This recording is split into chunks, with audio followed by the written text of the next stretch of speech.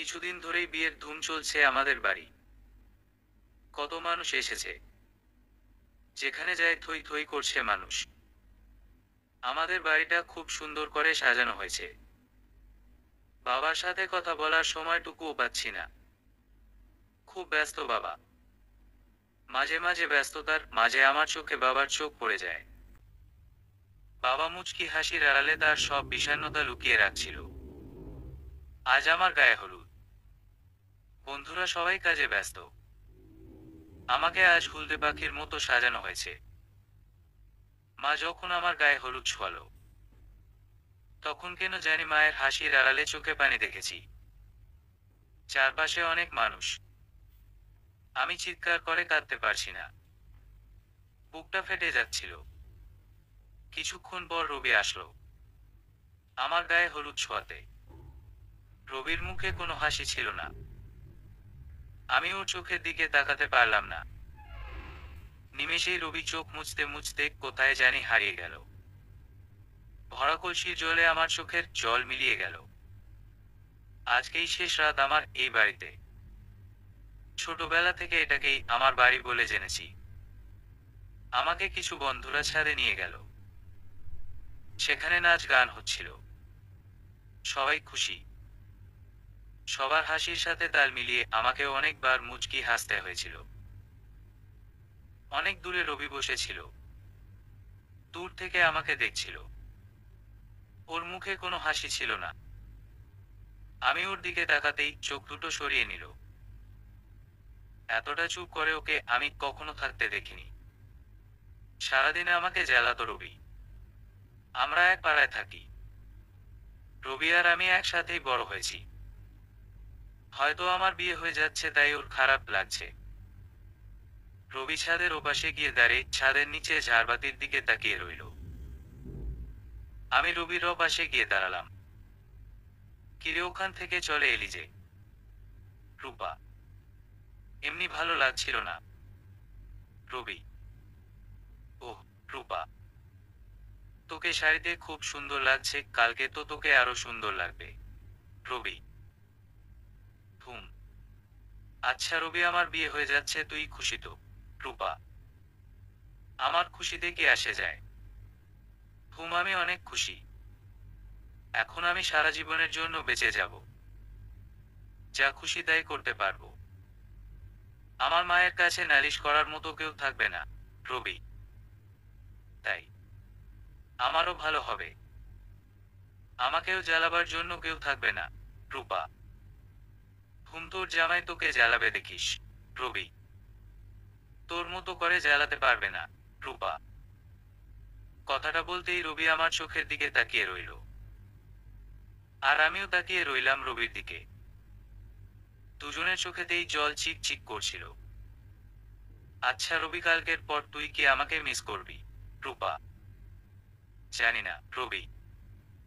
আমার কথা কি তোর মনে পড়বে না? রূপা। না, পড়বে না। রবি। সত্যিই মনে পড়বে না? রূপা।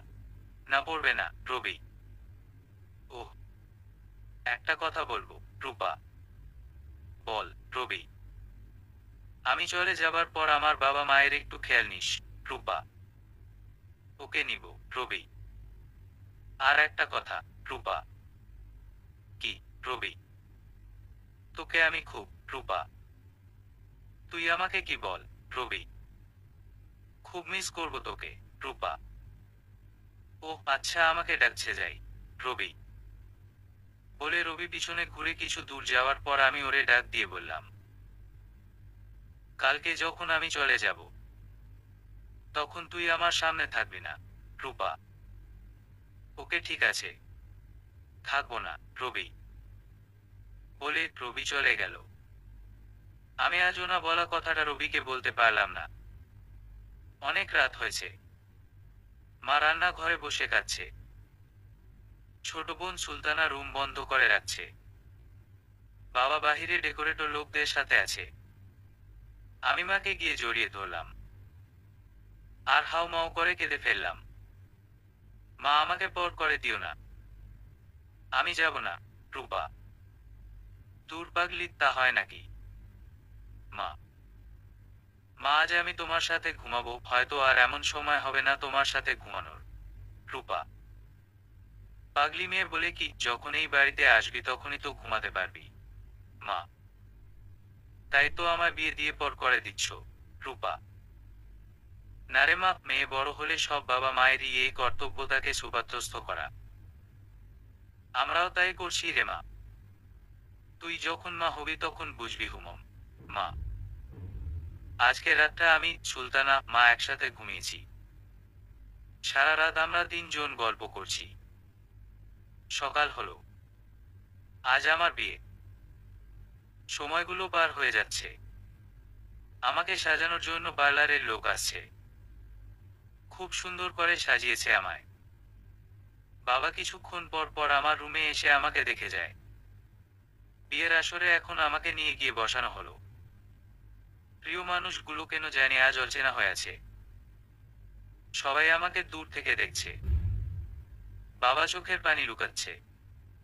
বরযাত্রীর খানা শেষ। এবার একজন হুজুর আর কিছু মানুষ, সাথে বাবাও আছে।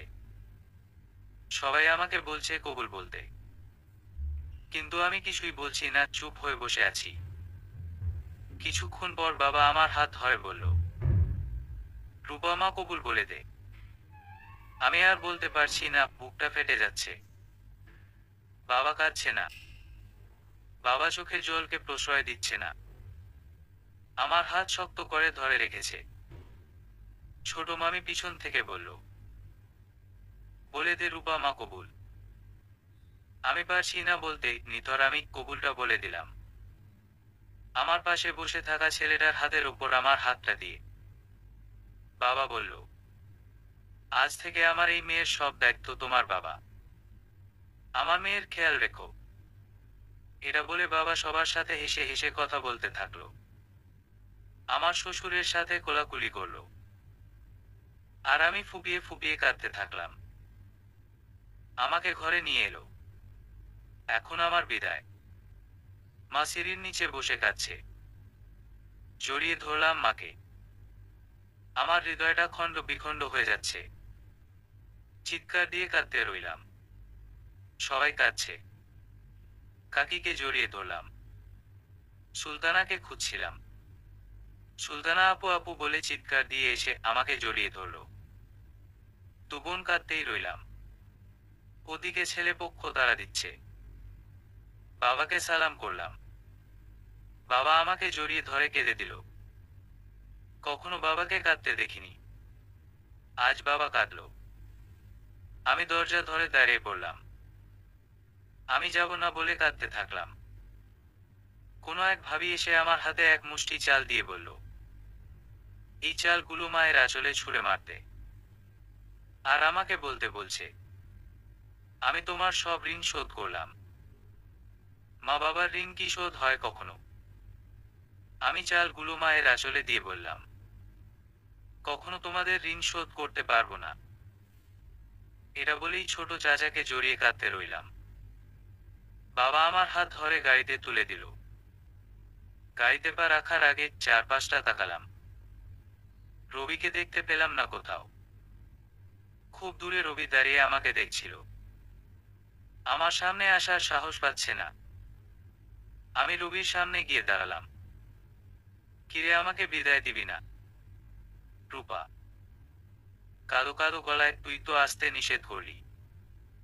রবি: কাঁদছিস কেন? রূপা: জানি না, খুব কষ্ট হচ্ছে। রবি: কেন? রূপা: সেটা না হয় নাই জানলি। রবি: আজকেও জানাবে না? রূপা: খুব মিস করব তোকে। রবি: আমিও করব। রূপা: তোর ছেলের সাথে আমার মেয়ের বিয়ে দিব। রবি: হুম দিব। রূপা: তুই আমার বিয়ান হবি। রবি: না। তুই কি তাহলে বিয়ে করবি? রূপা: কেঁদে কেঁদে হুম করব। রবি: খুন করে ফেলবো তোকে। তুই বিয়ে করবি না? আমার কষ্ট হবে তাহলে।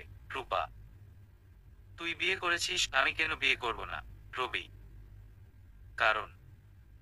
একটু থেমে গিয়ে, তুই শুধু আমার, সারা জীবন আমারই থাকবি। রূপা: কিন্তু তুই যে আর আমার থাকলি না। তুই তো কোনোদিন আমায় কিছুই বললি না। রবি।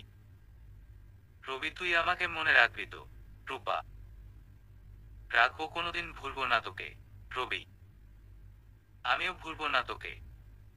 আচ্ছা ঠিক আছে, আমি নিজে তোর বিয়ে দিব। রূপা। আমি বিয়ে করব না তো। রবি। কেন? রূপা। একজন যে তাহলে খুব কষ্ট পাবে। রবি। তুই যদি এটা বুঝতি তাইলে এই দিনটা আর দেখতে হতো না। রূপা। যদি ভাগ্য বলে কিছু থেকে থাকে তুই কোনো এক জন্মে আমারই হবি, মনে রাখিস। রবি। হয়েছে, চাপা বাদ দে। রূপা। চাপা না, তুই দেখিস রূপা, আমার এই কথাটা একদিন সত্যি হবে, আজকের তারিখটা শুধু মনে রাখিস। রবি। আমি রবির মুখে এই কথাগুলো শোনার পর নিজের ভিতর কেমন জানি কষ্টের ঢেউ এসে পড়ল। আমার খুব কষ্ট হচ্ছিল রবির সামনে দাঁড়াতে। হয়েছে, এখন সব বাদ দে, আমায় যেতে হবে, নিজের খেয়াল নিস। আমার বাগানের গোলাপগুলো দেখে রাখিস। রূপা। ওকে দেখে রাখবো। রূপা। রবি। হুম বল। রূপা। না কিছু না। রবি। রবি আজও তার মনের কথাটা বলতে পারল না। তারপর আমি চলে এলাম। আর সময় নেই পিছন ফিরে তাকাবার। একজন যে এখন আমার জন্য ওয়েট করছে। নিজের ভালোবাসাটাকে মনের মধ্যে কুরবানি দিয়ে দিলাম। কেউ তা জানতেও পারল না। নতুন জীবন শুরু করলাম। আজকাল ভালো থাকতে শিখে গেছি। কিন্তু রবিকে ভুলতে পারছি না। দেখতে দেখতে বিয়ের 5 মাস হয়ে গেল। একবারও রবি আমার খবর নেয় নাই। আর আমার সাথে দেখাও করে নাই। ভাবছিলাম হয়তো ওর জীবনে নতুন কারো আগমন হয়েছে, তাই আর আমার কথা মনে নাই। কিছুদিন পর বাবার কাছে রবির ব্যাপারে জানতে চাইলাম। বাবা বলল, রবির তো কোনো খবর নাই। শুনেছি বিদেশ চলে গেছে রবি। তোর বিয়ে পর রবি অনেক বদলিয়ে গিয়েছিল। কারো সাথে কথা বলতো না। সারাদিন ঘরে বসে থাকতো। কথাগুলো শুনে মনটা আর কিছুতেই ভালো রাখতে পারলাম না। আমি দিনের পর দিন পার করে যাচ্ছি। বেশ ভালোই সুখে থাকার অভিনয়টা করে যাচ্ছি। রাতের তারার মাঝে নিজেকে মাঝে মাঝে খুঁজে বেড়াই। কিন্তু সেই আমিটাকে আর খুঁজে পাই না। এভাবে চলছে দিন। নতুন সংসারটা অনেক ভালো করে গুছিয়ে নিয়েছি। শ্বশুর শাশুড়ি দেবর ওদের কাছে। আমি খুব ভালো বৌমা হয়ে গেলাম। কিন্তু নিজেকে নিজে গুছাতে আজও পারি নাই। সবার সাথে দিনগুলো কেটে যাচ্ছে। আমিও বদলাতে লাগলাম। আমার সংসার এইভাবে দেখতে দেখতে 1 বছর কেটে গেল। আজ আমাদের বিবাহ বার্ষিকী। আমি আমার হাজবেন্ড রাকিবের জন্য অপেক্ষা করছি। কিন্তু তার কোনো খবর নাই বাসায় আসার। রাত 12টা বেজে গেল, এখনো আসে নাই। ফোনটা বন্ধ, কি করব বুঝতে পারছিলাম না। হঠাৎ আমার দেবর রাশেদ আসে। এসেই আমাকে বলল, ভাবি ভাইয়ার তো রোড অ্যাক্সিডেন্ট হয়েছে, তাড়াতাড়ি হাসপাতাল চলো। আমার মাথায় যেন আকাশ ভেঙে পড়ল। তারপর হাসপাতাল গিয়ে দেখি উনি আর বেঁচে নাই। রাকিব আর বেঁচে নাই। কথাটা শুনবার পর ওইখানে বেহুশ হয়ে যায় আমি। যখন জ্ঞান ফিরে তখন দেখলাম মা আমার পাশে বসে কান্নাকাটি করতেছে। আমি ছুটে গেলাম আমার হাজবেন্ড রাকিবকে দেখবার জন্য। কিন্তু কেউ আমায় দেখতে দিচ্ছে না তাকে। আমি অনেক কান্নাকাটি করতেছি দেখবার জন্য। আমি মাকে জড়িয়ে ধরে কাঁদতে কাঁদতে বললাম, মাও তো আমায় সকালে বলে গিয়েছিল আজ আমাদের বিবাহ বার্ষিকী। রূপা, আজ আমি অনেক খুশি, আমাদের বিয়ের 1 বছর পূর্ণ হলো। রাতে তোমার জন্য স্পেশাল সারপ্রাইজ আছে রূপা। এটাই কি আমার সে সারপ্রাইজ মা? কান্না করতে করতে জড়িয়ে ধরলাম মাকে। মাও আমায় জড়িয়ে ধরল। সাথে কান্না করতেছে। আমি রাশেদকে বললাম, ভাই কিভাবে কি হলো? রাশেদ বলল, ভাবি আমি আর ভাইয়া কাজ শেষ করে বাসায় আসতেছিলাম। হঠাৎ ভাইয়া আমাকে বলে, রাসু দাঁড়া, তোর ভাবির জন্য কিছু গিফট কিনে নিয়ে, আজকে আমাদের বিয়ের 1 বছর হলো। এই কথা বলে ভাইয়া তোমার জন্য কিছু গিফট কিনে, সাথে 2 গোলাপ কিনে। এর মধ্যে ভাইয়ার ফোন আসে, তাই আমার কাছে জিনিসগুলো দিয়ে ভাইয়া ফোনে কথা বলতে থাকে। ফোনে কথার বলার ধরন দেখে মনে হচ্ছে কোনো ঝামেলা হইছে। কথা বলতে বলতে ভাইয়া রাস্তা পার হতে থাকলো, আর তখনই রাশেদ আর বলতে পারলো না। রাশেদ চোখের পানি মুছতে মুছতে আমায় কিছু জিনিস বাক্স দিল। বাক্সটা খুলে দেখি কিছু লজেন্স, ক্যাডবেরি, রেশমি চুড়ি, আচার আরো হাবিজাবি, সাথে 2টা গোলাপ। আমার পছন্দের সবগুলো জিনিস বাক্স। আমি চিৎকার দিয়ে কাঁদতে কাঁদতে বললাম, আল্লাহকে অপরাধ করছি তোমার কাছে। আমি তো অতীত ভুলে রাকিব নিয়ে নতুন করে বাঁচতে চাইছি, তুমি কেন সেটাও কপালে রাখলে না? বাক্সটাকে বুকে জড়িয়ে কাঁদতে রইলাম। মধ্যবয়সী একজন এসে বলছে, রূপা এখনো রঙিন কাপড় পরে আছে কেন? রূপার হাতে চুড়ি, নাকের ফুল, তাড়াতাড়ি করে এগুলো খুলে ফেলো। আমার বাবা এগুলো খুলবার কথা শুনে চিৎকার দিয়ে কেঁদে উঠল, আর বলল, আল্লাহ, আমার মেয়ের এই দিন দেখবার আগে মরণ দিলে না কেন আমায়? বাবার মুখে এই কথা শুনে আমার যেন মাথা কাজ করা বন্ধ হয়ে গেল। আমার হাজবেন্ডকে গোসল করাতে নিয়ে যাবে এখন। একজন মহিলা এসে আমার হাতের কাছে ছুরিগুলো দেয়ালের সাথে বাড়ি দিয়ে ভেঙে ফেলল। তারপর নাক ফুলটাও খুলে ফেলল। ভাগ্যের কি নির্মম পরিহাস! বিয়ের দিনও দুজনে কি দিনে গোসল করে লাল কাপড় পরেছিলাম, আর আজকে দুনিয়া থেকে বিদায় নেবার সময়ও একসাথে গোসল করানো হচ্ছে। ওকে পরানো হলো সাদা কাফন, আর আমাকে সাদা বিধবার শাড়ি। গোসলের পর আমার হাজবেন্ডকে নিয়ে জানাজার নামাজের সামনে রাখা হলো। এখন নিয়ে যাবার পালা। আমাকে এখন নিয়ে যাচ্ছে ওনাকে শেষবারের মতো দেখবার জন্য। আমি গেলাম, গিয়ে ওনার মুখটা দেখবার পর আমি ওখানে কান্না করতে করতে জ্ঞান হারিয়ে ফেলাম। আমার শাশুড়ি আর আমার মা 2 জন আমাকে জড়িয়ে ধরে রেখেছে। জ্ঞান ফেরার পর দেখি জানাজা শেষ। এবার কবরস্থানে নিয়ে যাচ্ছে। আমার শাশুড়ি আমাকে বলল, রূপা মা, তুমি কি যাবে আমাদের সাথে কবরস্থানে? আমি মুখে কথা বলার ভাষা যেন হারিয়ে ফেলেছি। ওদের সাথে হাঁটতে লাগলাম। কিছু দূর গিয়ে আর সামনে এগোলাম না। দূর থেকে দেখছি। কিছুক্ষণ পর বাবা একটা বাটিতে মাটি নিয়ে বলল, সবাই ছুঁয়ে দিন। তারপর সবাই ছুঁয়ে দিল, সাথে আমিও। কবর দেওয়া শেষ হয়ে গেল। সবাই এবার যার যার পথে চলে গেল। আমরাও বাসায় আসলাম। আমাকে ধরে সবাই কাঁদতে লাগলো। আমার চোখের পানি যেমন শুকিয়ে গেছে, চাইলেও কাঁদতে পারছি না। ভাগ্যটা কি এতই খারাপ চেয়ে আসলাম? এই ভাবনাতে কখন যে রাত পার হয়ে গেল বুঝতেও পারলাম না। মা খাবার নিয়ে আসলো আমাকে খাওয়াতে, কিন্তু আমার যে খাবার খেতে ইচ্ছাটা মরে গেছে। পাড়া প্রতিবেশীরা আসছে আমাকে দেখতে। বিধবা সাজে কেমন লাগছে! কি আজব ব্যাপার না? কিছুদিন আগে যখন আমার নতুন বিয়ে হয়, সবাই আসে দেখে বলে, কি সুন্দর বউ এনেছে। আর আজ বলছে মেয়েটার কপালে বিধবা লেখা ছিল। তা না হলে কেন অকালে হাজবেন্ড এইভাবে চলে যাবে? মা আর বোন আমাকে ঘরে নিয়ে আসলো, আর বলল, লোকের কথাও কান না দিতে। এইভাবে কেটে গেল অনেক দিন। আমার শ্বশুর শাশুড়ি আমাকে ডেকে এনে বলল, রূপা মা, তুমি নতুন করে জীবন শুরু করো। আমি বললাম, মা হঠাৎ করে আমায় এ কথা কেন বললেন? রূপা, তোমার এই অবস্থা আমাদের আর ভালো লাগে না। তুমি নিজেকে কেন এইভাবে কষ্ট দিচ্ছ? যে চলে গেছে তাকে তো আর ফিরিয়ে আনতে পারবো না। তুমি একটু বুঝার চেষ্টা করো রূপা মা। শাশুড়ি, মা, কেন তোমরা আমার সাথে এমন করতেছো? আমি বেশ ভালোই আছি রূপা। রূপা মা, আমাদের তো চোখ আছে, আমরা সব দেখি। তুমি কিছুদিন গিয়ে তোমার বাবার বাড়ি থেকে ঘুরে এসো। শাশুড়ি, না মা, আমি এখানে ভালো আছি। রূপা, রূপা মা, তুমি কি আমাদের কথা রাখবা না?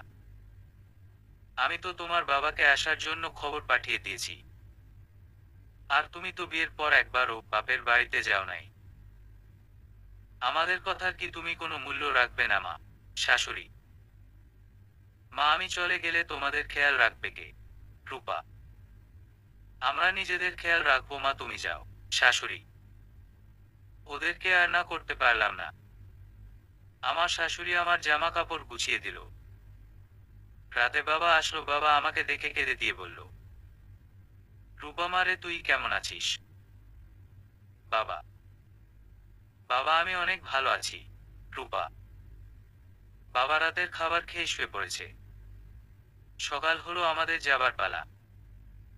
একে একে সবার কাছ থেকে বিদায় নিলাম।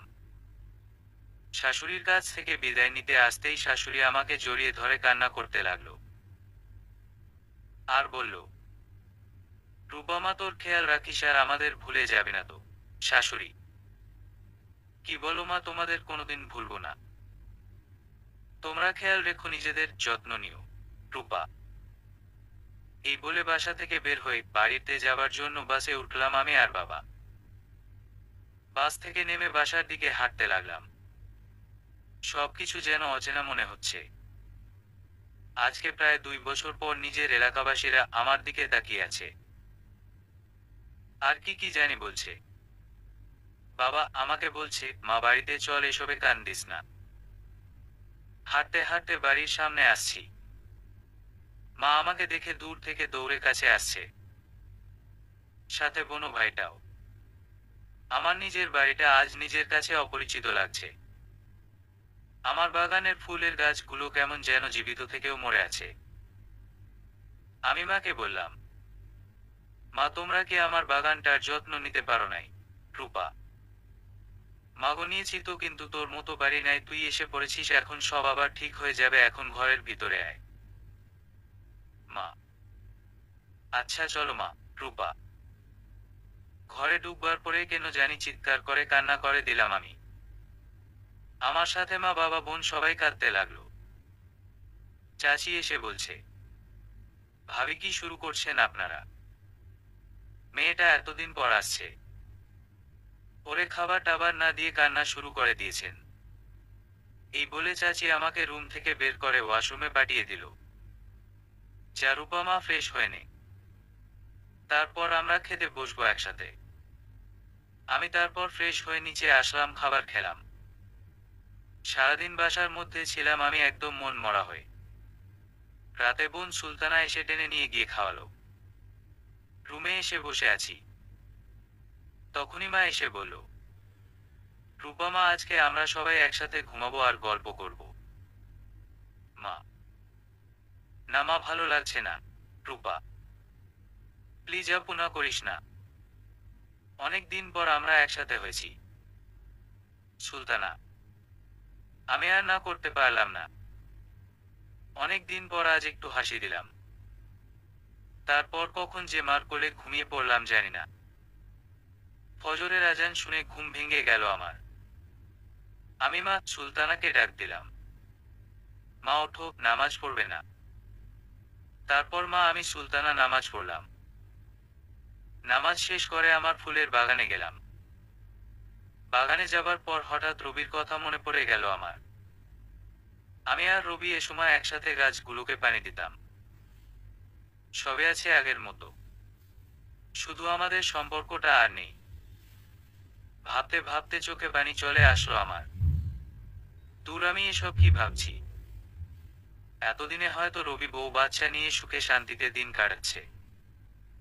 তখনই বাবা এসে বলল, কি রে রূপা মা, একা একা গাছে পানি দিচ্ছ কেন? দে মা, আমিও দিব। বাবা, বাবা তুমি কি বললে? তোমার না এসব পছন্দ না? রূপা, না মা, আমার এখন ভালো লাগে এসব কিছু। দেখ কত সুন্দর করে মাটি ঠিক করে দিচ্ছি ফুল গাছগুলোর। বাবা, বাবার এসব কাজ দেখে আমার হাসি এসে পড়ল। রূপা মা, তুই এইভাবে হাসতে থাক, তোকে হাসিতে অনেক ভালো লাগে। বাবা, আচ্ছা বাবা, হাসতেই থাকবো আমি। রূপা, আমি জানি আমাকে সুখে রাখার জন্য সবাই চেষ্টা করছে, কিন্তু আমি তো পারছি না অতীত ভুলতে। বাবা মা বোনের সাথে ভালোই দিনগুলো কেটে যাচ্ছে। কিছুদিন পর বাবা বলছে, রূপা মা, তোর বোন সুলতানার তো লেখাপড়া শেষ, এখন তো ওর বিয়ে দিতে হবে। তুই কি বলিস মা? বাবা, বাবা তোমাদের যা ভালো মনে হয় তাই করো। রূপা, কালকে ছেলে পক্ষ আসবে তোর বোনকে দেখতে। মা, ওকে মা, আমি সুলতানাকে রেডি করে দিব। রূপা, ঠিক আছে মা। মা, সকাল হলো, বোনটাকে খুব সুন্দর করে সাজালাম। পাত্রপক্ষ এসেছে, সবাই নাস্তা খেলো। খাবার পর ছেলের মা মেয়েকে আনতে বলল, রূপা তুই নিয়ে যা তোর বোনকে। মা, আমি যেতে চাইলাম না। সুলতানা বলল, আপু তুই না গেলে আমিও যাব না। তারপর সুলতানাকে নিয়ে গেলাম বসার রুমে। সুলতানাকে দেখে সবাই বলল, মাশাআল্লাহ, মেয়ে আমাদের পছন্দ হয়েছে। আপনারা রাজি থাকলে কিছুদিনের মধ্যে বিয়ে করে নিয়ে যেতে চাই। বাবা বলল, ইনশাআল্লাহ। হঠাৎ আমাকে দেখে ছেলের মা বলল, এই মেয়েকে? বাবা বলল, আমার বড় মেয়ে রূপা। আমি সবাইকে সালাম দিলাম। ওনারা আমাকে দেখে কেমন জানি করছে। তারপর ছেলের বাবা বলল, ভাই সাহেব, আপনার মেয়ে এইভাবে সাদা কাপড় পরে আছে কেন? আঙ্কেল, ভাই সাহেব, আমার মেয়ে হাজবেন্ড নাই 1 বছর হলো মারা গেছে। বাবা, তখনই ছেলের মা বলল, কি বললেন, আপনার মেয়ে বিধবা? আমরা এমন পরিবারের সাথে সম্পর্ক করব না। এই চল এখান থেকে। বলেই ওনারা চলে গেল। আমি কান্না করতে করতে রুমে চলে গেলাম। মনে মনে ভাবলাম আমার জন্য বোনটার বিয়ে ভেঙে গেল। তারপর বাবা আসলো, এসে বলল, মা, ওরা নিজ ছোট লোক, ওদের কাছে বিয়ে দিলে কোনোদিন তোর বোন সুখী হতে পারবে না। বাবা আমাকে অনেক বুঝিয়ে বাবা চলে গেল। আর কেউ আসতো না সুলতানার বিয়ের কথা নিয়ে আমাদের বাসায়। বাবা অনেক চিন্তায় পড়ে গেল। এসব দেখে আমার খুব কষ্ট হচ্ছিল। তাই বাবাকে বললাম, বাবা আমি চলে যাব তোমাদের থেকে অনেক দূরে। আমি আসলে একটা অলক্ষী মেয়ে, যে ঘরে যাই সবার সুখ চলে যায়। রূপা, আমি এমন কথা বলার পরই মা আমাকে জড়িয়ে কেঁদে দিল। মা বাবা অনেক সান্ত্বনা দিল আমাকে, এই বলে, খোদা যা করেন মা বান্দার ভালোর জন্যই করেন। মা বাবার সান্ত্বনা নিয়ে মনকে একটু হালকা করলাম। তখনই সুলতানা এসে বলল, আপু আমি আর বিয়ে করব না, সবাই একসাথে মজা করব, কি বলিস? সুলতানা, না, তোকে কিছুদিনের মধ্যে বিয়ে দিয়ে দিব হুম। রূপা, আপু বুঝতে পারছি আমাকে ভাগিয়ে দিয়ে মা বাবার আদর একা খেতে চাও বুঝিত। সুলতানা, আরে তোকে তো কুড়িয়ে এনেছি, তাই তোর আদর কম বুঝলি। রূপা, আপু তুই আবার বললি এই কথাটা? সুলতানা, এই বলে হাও মাও করে কাঁদতে লাগলো। আরে পাগলি, তুই তো আমার আপন বোন, কলিজার টুকরা, তোর আদর সব থেকে বেশি বুঝলি। রূপা, তারপর পাগলিটা হাসতে থাকলো। সুলতানা ছোটবেলা থেকেই এমন দুষ্টু প্রকৃতির, সব সময়, যার কারণে ওরে আমি খুব ভালোবাসি। কিছুদিন পর সুলতানার বিয়ের জন্য খুব ভালো একটা পাত্রপক্ষ আসলো। তখনই মা এসে আমাকে বলল, এখন যে বিয়ের সম্বন্ধটা আসছে শুনেছি ছেলে অনেক বড় লোক, পরিবার নিয়ে বিদেশ থাকে। মা, কি বলো মা, তাইলে সুলতানাকে দেখবে কে এখন এসে? রূপা, ছেলে চাচা চাচি আসবে, ওদের পছন্দ নাকি ছেলের পছন্দ? ছেলে দেখতে শুনতে নাকি অনেক ভালো, আর সব থেকে ভালো কথা হলো ছেলে 5 ওয়াক্ত নামাজ পড়ে। মা, তাহলে তো আর কোনো কথা নাই, আমাদের সুলতানাকে পছন্দ হলেই হয়। রূপা, ইনশাআল্লাহ মা, আল্লাহ যা করবে ভালোর জন্য করবে। বাবা, বিকাল হলো, পাত্রপক্ষ আসলো। আমি সুলতানাকে রেডি করে মাকে বললাম নিয়ে যেতে। না রূপা, তুই নিয়ে যা।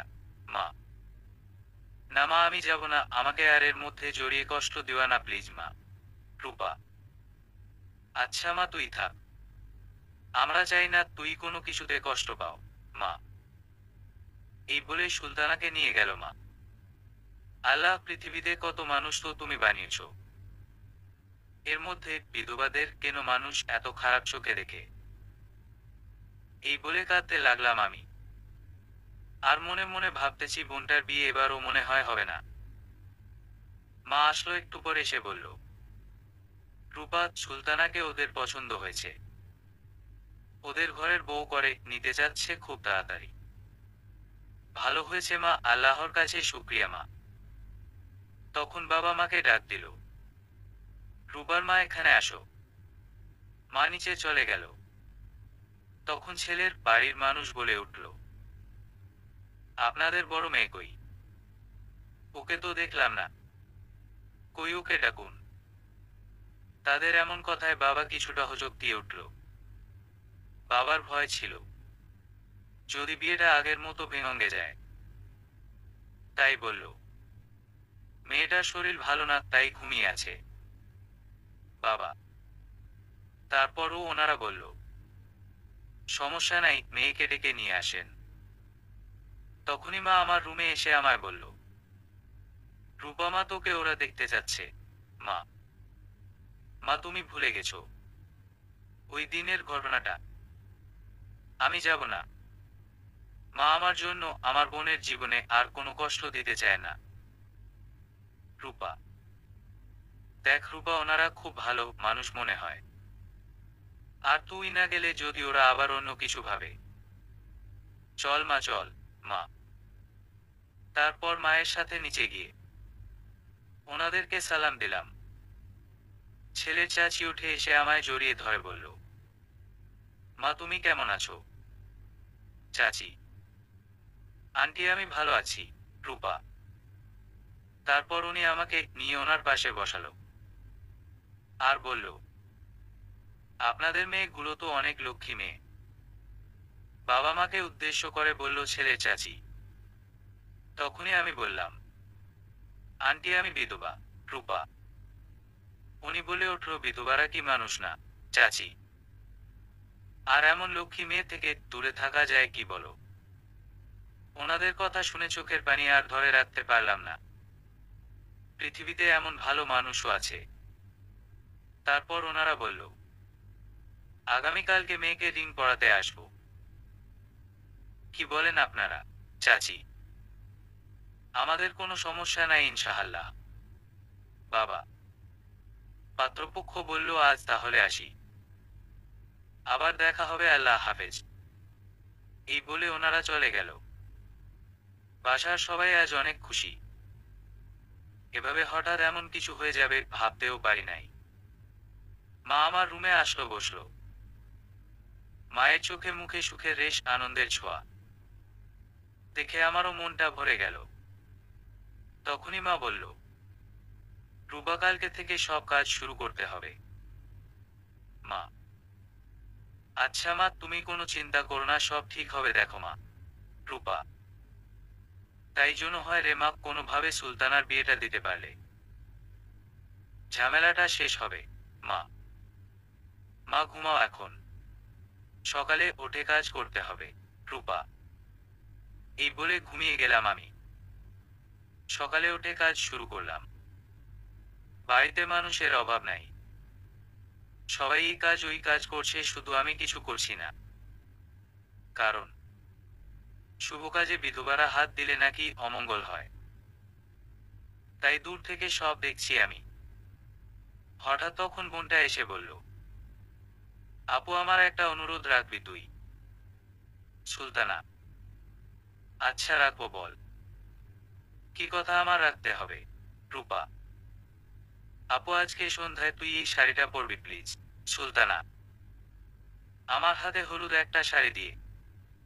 সুলতানা: তুই কি বলিস এগুলো? তুই জানিস না আমি কি? রূপা: কোন হাদিসে আছে বিধবারা রঙিন কাপড় পরতে পারে না? তুই আমাকে দেখা। সুলতানা: আমি এত কিছু বুঝি না, আমি পরবো না শাড়ি। রূপা: ওকে তাইলে আমিও বিয়েটা করছি না। তোর জিদ বড় নাকি বোনের সুখ বড়? আজ তার প্রমাণ হবে। 1 বছর হয়ে গেল তুই এই সাদা কাপড় পরা বন্ধ করিস নাই। আজ এর একটা বিহিত করেই ছাড়বো। সুলতানা এই বলে রেগে চলো গেল। আমি বসে রইলাম। একটু পর ধীরে ধীরে সব মেহমান আসা শুরু করলো। পাত্রপক্ষরাও এসে পড়েছে। কিন্তু সুলতানা এখনো রেডি হয় নাই। সবাই ওকে বোঝাচ্ছে, কারো কথায়ও শুনছে না। ওদিকে সবাই বউকে খুঁজছে। কি করব বুঝতে পারছি না। বাধ্য হয়ে আমি সুলতানার কাছে যাই। তারপর ওকে বললাম, তুই রেডি হয়ে যা, আমি পরে শাড়ি পরে আসছি। রূপা, আমি জানি তুমি আসবা না। সুলতানা, সত্যি আমি আসবো বোন, তুই এখন নিচে যা তাড়াতাড়ি। রূপা, ওকে আপু যাবো, কিন্তু তুই আমায় কথা দে। খাটের ওপর তোর জন্য যা যা রেখেছি তুই ওগুলো সব পরে আসবি। সুলতানা, আচ্ছা বাবা পরে আসবো, এবার তুই যা। রূপা, আপু তুই যতক্ষণ নিচে না আসবি আমি কিন্তু কিছুই করব না। সুলতানা এই বলে সুলতানা চলে যায়। আমি এবার খাটের সামনে গিয়ে দেখি চুড়ি টিপ, কাজল, বেলিফুলের গাজরা আর ডায়মন্ড কার্ডের কানের দুল। এগুলো দেখে চিন্তায় পড়ে গেলাম আমি। বিধবা হয়ে কি করে এসব পরি আমি? লোকে কি বলবে আমায়? এমন সময় মা এসে বলে, কিরে রূপা, তুই এখনো রেডি হলি না?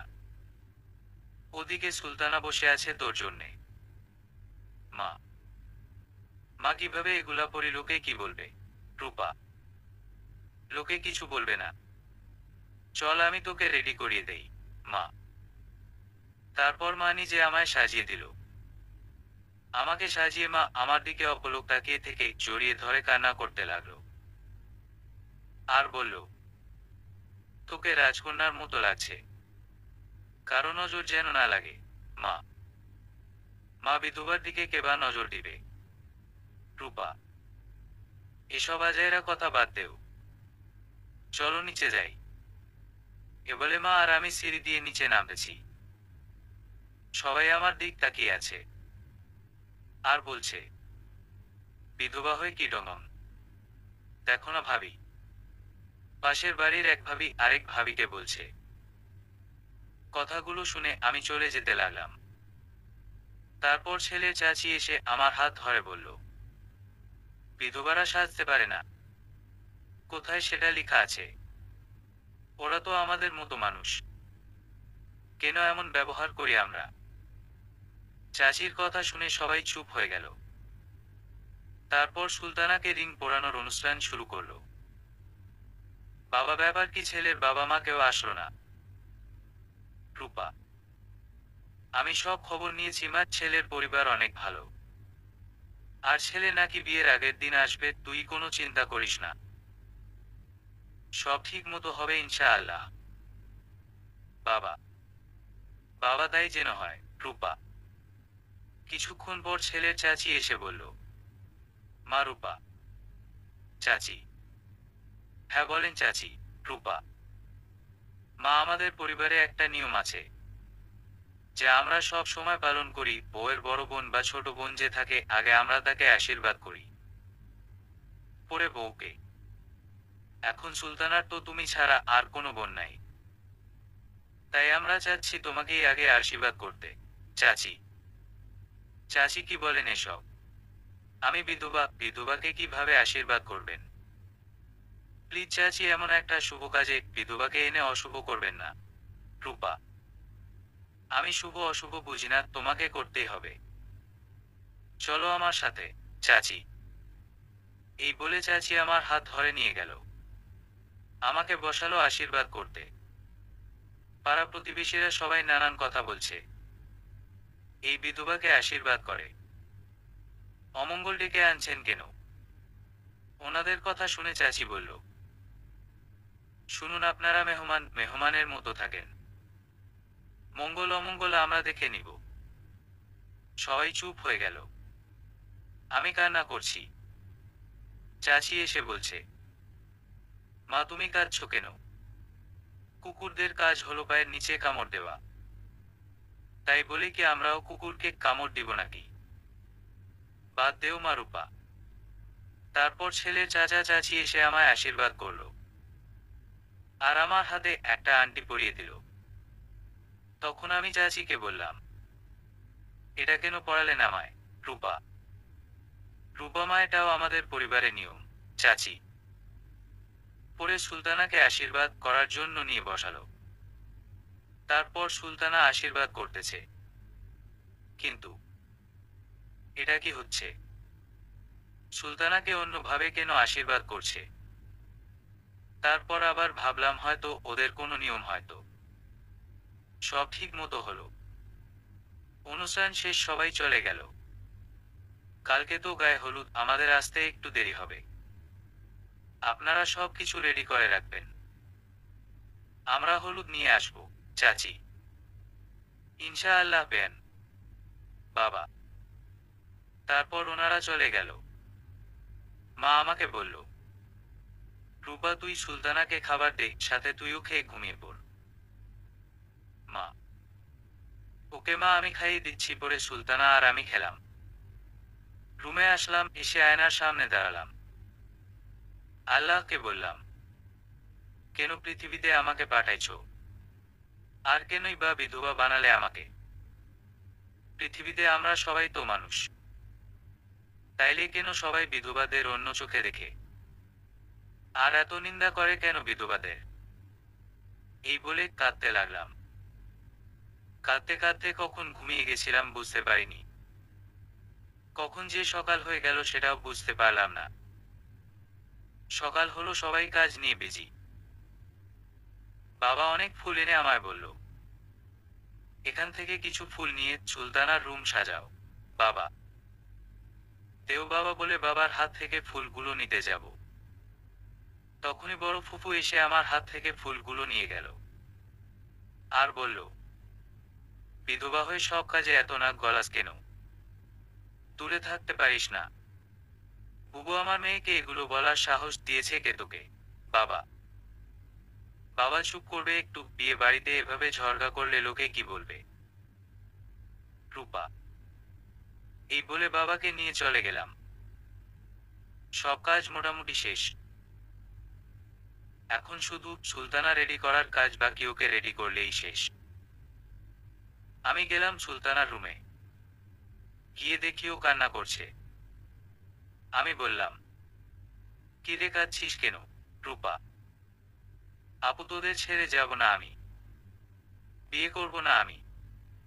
সুলতানা, আরে পাগল, এই জন্য কেউ কাঁদে? সব মেয়েদের একদিন না একদিন যেতে হবে শ্বশুর বাড়ি, এখন রেডি হ।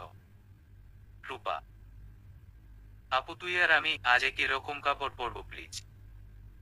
প্লিজ প্লিজ না করিস না আজকের দিনে, কালকে তো চলেই যাব। সুলতানা, ওকে বাবা, পরবো। খুশি তো তুই? রূপা, এই তো আমার লক্ষ্মী আপু। সুলতানা, এখন চল তাড়াতাড়ি রেডি হ। পরে আমরা রেডি হলাম দুবোন। সুলতানাকে নিয়ে নিচে আসলাম আমি। সবাই অনেক কথা বলছে আমাকে, কিন্তু আমি আজ আর কথাগুলো কানে নিচ্ছি না। কারণ আমার বোনকে আমি দুঃখী দেখতে চাচ্ছি না।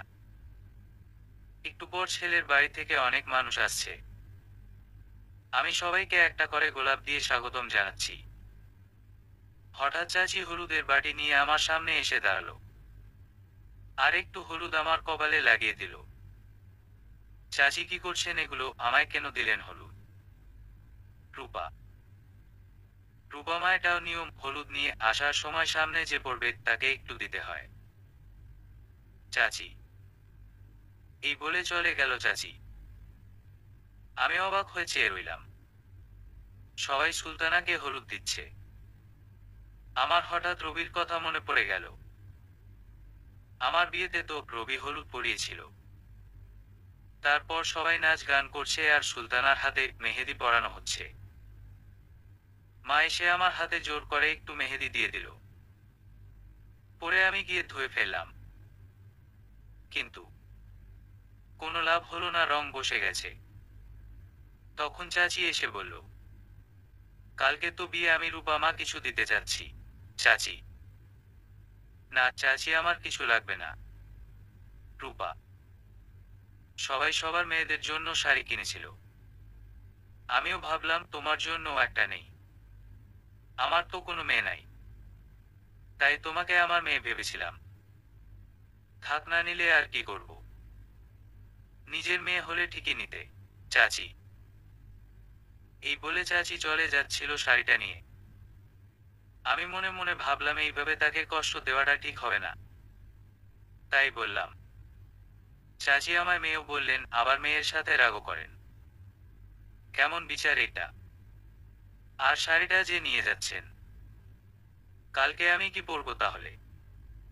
রূপা, আমার কথা শুনে কেঁদে দিল চাচি, আর বলল, অনেক লক্ষ্মী মেয়ে আমার। তারপর আমাকে জড়িয়ে ধরে কপালে একটা চুমু দিয়ে।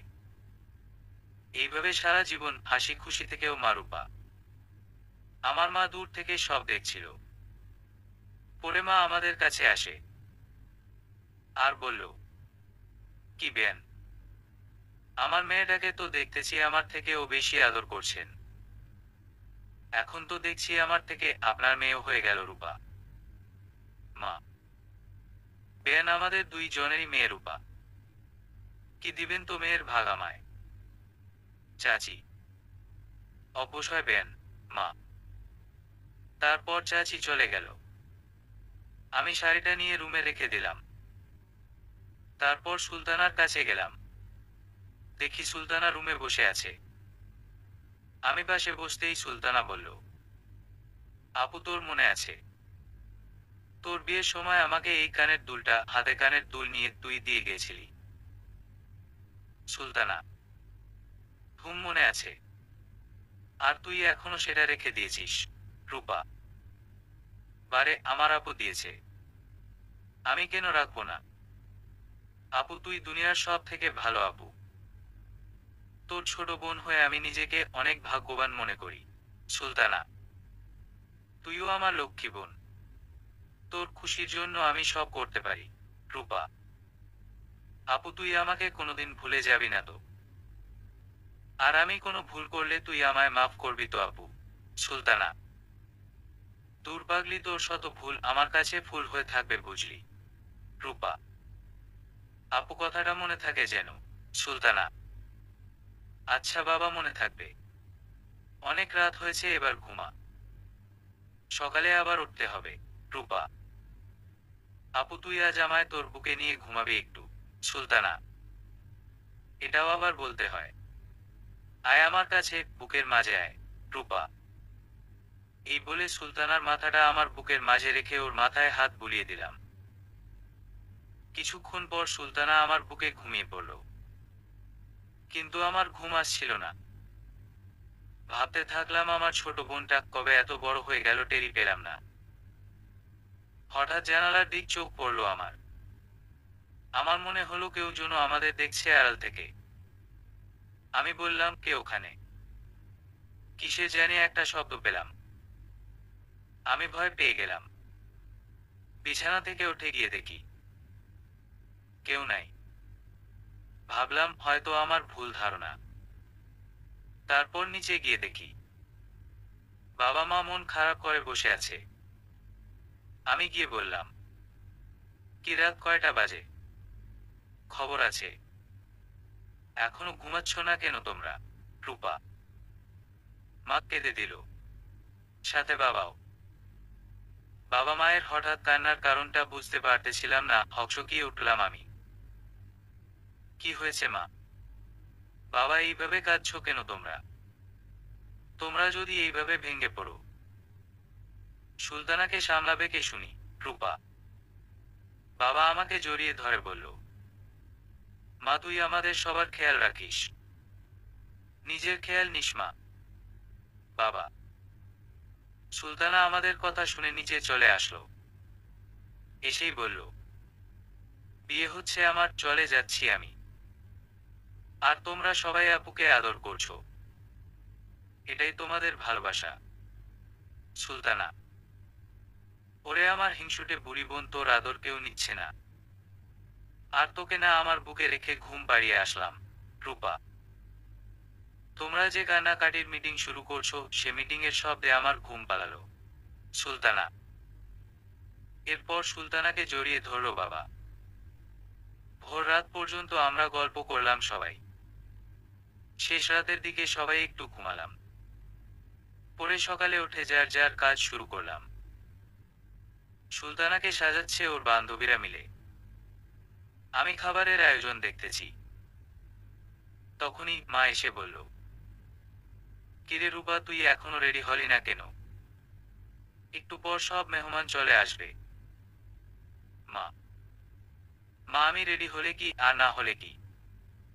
সবাই তো বিধবাই বলে, নানান কথা বলবে সাজগোজ করলে। রূপা, ওদের কাজ তো মানুষকে নানান কথা বলা। তুই এসব ভাবিস না আর। সব থেকে বড় কথা হলো ওই মহিলাটা অনেক কষ্ট পাবে উনি, যে নাকি তোকে মেয়ে ভেবে শাড়িটা দিয়েছে। মা, মায়ের কথা বলার পর মনে পড়ল চাচির দেওয়া শাড়িটার কথা। না, ওনার মতো মানুষকে কষ্ট দিতে চায় না, যে কিনা আমাকে নিজের মেয়ে বলে গেল। তার জন্য হলেও আজ না চাইলেও আমাকে শাড়িটা পরতে হবে। মা, আমি পরবো শাড়িটা। ওনার মতো ভালো মানুষের মনে কষ্ট দেওয়াটা ঠিক হবে না। রূপা, ওকে মা, তাড়াতাড়ি কর, সবাই এখন এসে পড়বে। মা, এই বলে মা নিচে চলে গেল। আমি গেলাম রেডি হতে। টেবিলের উপরে রাখা শাড়ির প্যাকেটটা খুললাম। খুলে দেখলাম অনেক দামি একটি শাড়ি।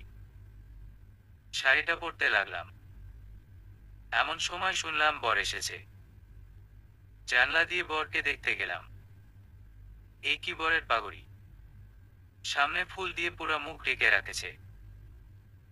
বরকে দেখে আমার মনের মধ্যে হঠাৎ একটা কেমন জানি অনুভব হলো। আমি সরে গেলাম তাড়াতাড়ি সেখান থেকে। আমার রুমের দরজার সামনে এসে চাচি বলল, আমি কি ভিতরে আসতে পারি? চাচি, চাচিমা, মেয়ের রুমে আসতে মায়ের বুঝি অনুমতি লাগে? আসুন আসুন। রূপা। তারপর চাচি এসে আমায় জড়িয়ে ধরে বলল, মাশাআল্লাহ, আমার মেয়েকে তো পরীর মতো লাগছে। চাচি আমার কাছে এসে আমার চুল বেঁধে দিল। তারপর আমার হাতে কাচের ছুরি পরাতে লাগলো। আমি বলালাম, চাচি কি করছেন? বিধবারা চুরি পরতে পারে না। এগুলো করবেন না চাচি, প্লিজ। রূপা, তুমি চুপ থাকো রূপা। আমি কোনো বিধবাকে নয়, আমার মেয়ে রূপাকে পড়াচ্ছি। চাচি। তারপর চাচি আমাকে চুড়ি পরিয়ে দিল। চোখে কাজল আর কপালে লাল টিপ পরিয়ে দিল। চাচি আমার দিকে অপলক তাকিয়ে আছেন। বাহ, আমার রূপা মাকে একদম পরীর মতো লাগছে দেখতে। চল মা, নিচে চল। চাচি। চাচি, আমি নিচে যাব না। নিচে গেলে সবাই আমাকে অনেক কথা বলবে। আমি চাচ্ছি না আজকের এই শুভ দিনে কোনো অশুভ কিছু হোক। রূপা। এই মেয়ে চুপ, একদম চুপ, মেয়েটা বেশি কথা বলে। এই বলে চাচি আমার হাত ধরে নিচে নামতে চলছিল। তখনই আমার মা অনেকটা দৌড়ে এসে আমাকে বলল, রূপা, রূপা, মা, অনেক বড় একটা সর্বনাশ হয়ে গেছে রে মা। মা, কি হয়েছে বলবে তো আমায় নাকি? রূপা, সুলতানাকে কোথাও খুঁজে পাচ্ছি না। মা, কি বলছো এসব? কোথায় যাবে সুলতানা? দেখো, কোথাও বসে বসে কাঁদছে হয়তো। রূপা, আমি পুরো বাড়ি খোঁজ করে আসছি, কোথাও নাই সুলতানা। এখন কি হবে রে রূপা? মা, মা, তুমি শান্ত হও, আমি একটু দেখে আসি। রূপা। তারপর আমি খুঁজতে শুরু করলাম সুলতানাকে। পুরো বাড়ি তন্ন তন্ন করে খুঁজলাম। সুলতানাকে পেলাম না কোথাও। পরে সুলতানার রুমে গিয়ে খাটে বসে কাঁদতে লাগলাম। আর বললাম, কি করলি বোন, এটা তুই? তখনই হঠাৎ খাটের ওপর আমার চোখ পড়ল। চোখ পড়তেই একটা চিঠি পেলাম খাটের উপর। চিঠি খুলে দেখলাম সুলতানার চিঠি। চিঠিটা পড়তে লাগলাম আমি। বাবা মা আপু পারলে আমায় ক্ষমা করে দিও। আমি এরকম একটা বুড়ো ছেলেকে বিয়ে করতে পারবো না। তাই আমি পালিয়ে গেলাম। তোমরা কেউ আমাকে খুঁজবার চেষ্টা করবে না। আমার সময় হলে ঠিক ফিরে আসবো। ইতি তোমাদের হতভাগা মেয়ে সুলতানা। চিঠিটা পড়ে কান্না আরো বেড়ে গেল আমার। কি করব এখন? মাথায় ধরছিল না। বাবা মা সুলতানার রুমে আসলো। বাবা আমায় বলল, রূপা কি হলো মা? তুই কাঁদছিস কেন? মুখে কোনো কথা বলতে পারছিলাম না আমি। তাই বাবার দিকে সুলতানার রেখে যাওয়া চিঠিটা বাড়িয়ে দিলাম।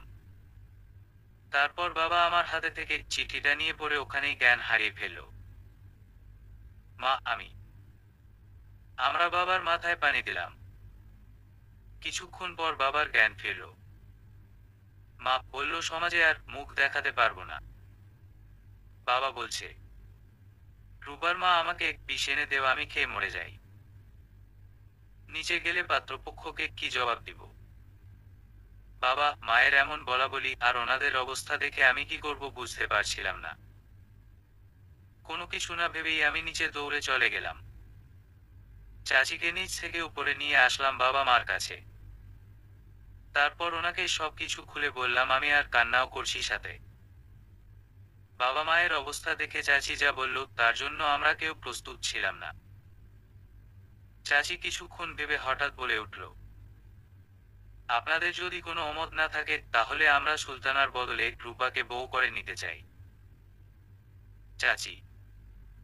চাচির কথা শুনে আমার মাথায় যেন আকাশ ভেঙে পড়ল। উনি কি বলছেন এসব? বিধবাকে বিয়ে? ওনার মাথা ঠিক আছে তো? মাথাটা জিম জিম করছিল আমার। কোনোমত নিজেকে সামলে নিয়ে নিলাম। চাচি কি বললেন আপনি এটা? আমি পাপ করতে পারবো না। রূপা? কিসের পাপ মা? পৃথিবীতে হাজার বিধবাদের বিয়ে হচ্ছে। তোমার বিয়ে হলে কিসের পাপ হবে রূপা মা? চাচি। চাচি আমি বিধবা। আমার ছায়া যার জীবনে পড়বে তার জীবনটা শেষ হয়ে যাবে। আমি মরে গেল ওই কাজ করতে পারবো না। রূপা? দেখ রূপা মা, আজ এই বিয়েটা না হলে তোমার বাবা মা কাউকে মুখ দেখাতে পারবে না। শুধু তোমাদের কথা চিন্তা করে আমি এই প্রস্তাব দিয়েছি। এখন তোমরা কি করবা? বাকিটা তোমাদের ব্যাপার। চাচি। এই বলে চাচি নিচে নেমে গেল। বাবা মা আমার মুখের দিকে অসহায়ের মতো চেয়ে আছে। আমি কি করব বুঝতে পারছিলাম না। হঠাৎ বাবা এসে আমার পায়ে জড়িয়ে ধরল। আমি চিৎকার দিয়ে বললাম, বাবা কি করছো এসব তুমি? বাবা হয়ে মেয়ে পায়ে পড়ছো কেন? এতে আমার পাপ হবে বাবা। আমার পাপ বাড়াচ্ছ বাবা। রূপা? বাবার হাত থেকে পা ধরাটা ছাড়ানোর চেষ্টা করছি আমি, কিন্তু বাবা আমার পা ছাড়ছেই না। খুব শক্ত করে ধরে রেখেই বলল, রূপা মা, তুই যদি আজকে এই বিয়েটা না করিস তাহলে সমাজে আমার সব মান সম্মান ধুলে মিশে যাবে। তুই পারিস আজ তোর বাবার মান সম্মান বাঁচাতে। আর অমত করিস না মা। বাবা? আচ্ছা বাবা, আমার বিয়েতে রাজি হওয়াতে যদি তোমার সম্মান বাঁচে, তোমরা সুখে থাকো, তাহলে আমি রাজি। কিন্তু বাবা আগে আমি আমার শ্বশুর শাশুড়ি থেকে অনুমতি নিতে চাই। রূপা? ঠিক আছে রূপা মা। বাবা? বাবা যেন স্বস্তির নিঃশ্বাস ফেলল। পা ধরা ছেড়ে দিয়ে উঠে ঠোঁটের কোণে হাসি ভাব এনে আমাকে তার বুকে জড়িয়ে ধরল আর আমার কপালে তার ভালোবাসার পরশ একে দিয়ে আবার জড়িয়ে ধরে কান্না করে দিল। আমি সান্ত্বনা দিলাম, সাথে পরে আমি আমার শ্বশুর শাশুড়িকে ডেকে এনে সব খুলে বললাম। ওনারা সব শুনে আমায় বলল, রূপা মা, তুমি আর অমত করো না মা। বিয়েটা করে ফেলো মা। আমরা চাই তুমি নতুন করে জীবন শুরু করো। শাশুড়ি? মা বাবা, আমি আসলে অনেক ভাগ্যবতী মেয়ে। আপনাদের মতো শ্বশুর শাশুড়ি পেয়েছি। রূপা? এই বলে কেঁদে দিলাম। আমার সাথে ওনারাও কাঁদছে। এরপর আমার শাশুড়ি আমায় বলল, রূপা মা, নতুন শাশুড়ি পেয়ে আমায় আবার ভুলে যাবি না তো? শাশুড়ি: মাকে কি কোনোদিন ভোলা যায়? তোমাদের কোনোদিন আমি ভুলবো না। আমি এখন যেমন তোমাদের মেয়ে ছিলাম, সব সময় থাকবো মা। রূপা: দোয়া করি মা, তোমার নতুন জীবন যেন সুখে শান্তিময় হয়। শাশুড়ি: এই বলে উনি আমাকে জড়িয়ে ধরে কান্না করতে লাগলো, সাথে আমিও কাঁদছি। এরপর চাচি আসলো, এসেই বলল, অনেক দেরি হয়ে গেছে, এখন রেডি হও রূপা। আমার মা, শাশুড়ি, চাচি মিলে আমায় বউ সাজে সাজাচ্ছে। চোখের পানিগুলো শুধু পড়ে যাচ্ছে। আমার কান্না দেখে মা আর শাশুড়িও কাঁদছে।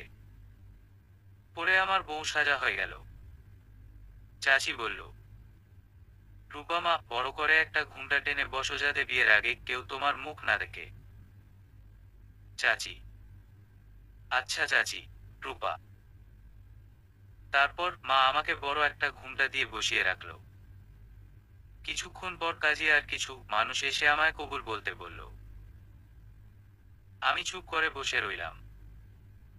অনেকক্ষণ হয়ে যাচ্ছে, কিন্তু আমি কবুল বলছি না। একটু পর চাচি আমার কানের কাছে এসে বলল, রূপা কবুল বল মা। আমার জন্য না হয় তোর বাবার জন্য হলেও বল মা। তারপর কবুল বলে দিলাম। সবাই অনেক খুশি হলো, আর আমার চোখের পানি পড়া আরো বেড়ে গেল। তারপর এখন আমার যাবার পালা। সবাই কান্না করছে, আমার বাবাও কান্না করছে। কেন জানি কষ্টে আমার বুকটা ফেটে যাচ্ছিল। রবিনা আমায় বলেছিল, একদিন না একদিন আমি ওর হব। কথা দিয়েছিল। তাহলে আজ কোথায় সে? কোথায় তার দেওয়া কথা? একে একে দুইটা বিয়ে আমার হয়ে গেল, কিন্তু ওর সাথে আমার আর ভাগ্যটা মিলল না। এই ভাবনাতে কখন যে গাড়িতে উঠে পড়লাম নিজেও জানলাম না। কিছুক্ষণ পর নতুন শ্বশুর বাড়িতে আসলাম আমি। চাচি আমাদের আগের গাড়িতেই এসে পড়ছিল। গাড়ি থেকে নেমে দেখলাম চাচি বরণ ডালা সাজিয়ে দাঁড়িয়ে আছে। আমি মনে মনে বললাম, ব্যাপার কি আমার? নতুন শাশুড়ি কই? উনি কি তাহলে এই বিয়েতে রাজি ছিল না? নাকি আমি বিধবা বলে মেনে নিচ্ছে না? এইগুলো মাথায় ঘুরপাক খাচ্ছিল তখন। ওমাই কি দেখি, চাচির পাশে বড় একটা ঘুমটা দিয়ে একজন মহিলা এসে দাঁড়ালো। তারপর চাচির হাত থেকে বরণ ডালাটা নিয়ে আমায় বরণ করতে সামনের দিকে এগিয়ে আসলো উনি। আমার আর বুঝতে বাকি রইল না উনি যে আমার শাশুড়ি, কিন্তু উনি এত বড় ঘুমটা দিয়ে মুখ কেন ডেকে আছে? চাচি মনে হয় আমার মনের কথাটা ধরতে পেরেছে। চাচি আমার দিকে তাকিয়ে মুচকি হাসি দিয়ে বলল, রূপমা, এটাও আমাদের পরিবারের একটা নিয়ম। আমি কিছুটা বিরক্তির চাপ এনে মনে মনে বললাম, বাবারে বাবা, আরো কত নিয়ম জানি আমায় দেখতে হবে। এরপর বাড়িতে ঢুকলাম আমি। বাড়িটা অনেক অনেক সুন্দর ছিল। ঠিক তেমনই বাড়িটা ছিল, যেমন নাকি আমি ছোটবেলায় সবাইকে বলে বেড়াতাম যে আমার শ্বশুর বাড়িটা এমন এমন হবে। আমি যতই সামনের দিকে এগোচ্ছি ততই আমার স্বপ্নের মতো ঠিক বাস্তবে বাড়িটা মিলে যাচ্ছে। তারপর খুব সুন্দর একটা মেয়ের হাত ধরে এনে চাচি বলল, রূপমা, ও তোমার ননদ আখি। আমি আখিকে বললাম, কেমন আছো আপু তুমি? আখি আমায় কিছুই বলল না। আমি ভাবলাম ও হয়তো আমায় ভাবি হিসাবে মেনে নিতে পারছে না। আর মানবেই বা কেন? কোন বোন চায় তার ভাইয়ের বউ বিধবা কোনো মেয়ে হোক? আমার এই সব ভেবে চোখে পানি এসে পড়ল। আমার ভাগ্যটা কি এতই খারাপ চেয়ে আসলাম? কিছুক্ষণ পর আখি আমায় জড়িয়ে ধরে কানে কামড় দিয়ে বলল, ওয়েলকাম আমার ভাবি সাহেবা। আখির এমন ব্যবহার আমাকে আশ্চর্য করে দিল। আমি মনে মনে বললাম, এ কি? এ অভ্যাস তো রবির ছোট বোন কণার ছিল। কণা আমায় যেখানে দেখত জড়িয়ে ধরে কানে কামড় দিত, কিন্তু আখি কেন আমার কানে কামড় দিল? তারপর আমি আখির মুখের দিকে তাকিয়ে রইলাম। চেহারাটা কেমন চেনা চেনা লাগছিল বলে। আখির ডাকে ঘোর কাটল। কি ভাবি সাহেবা, কারো কথা মনে পড়ে গেল বুঝি?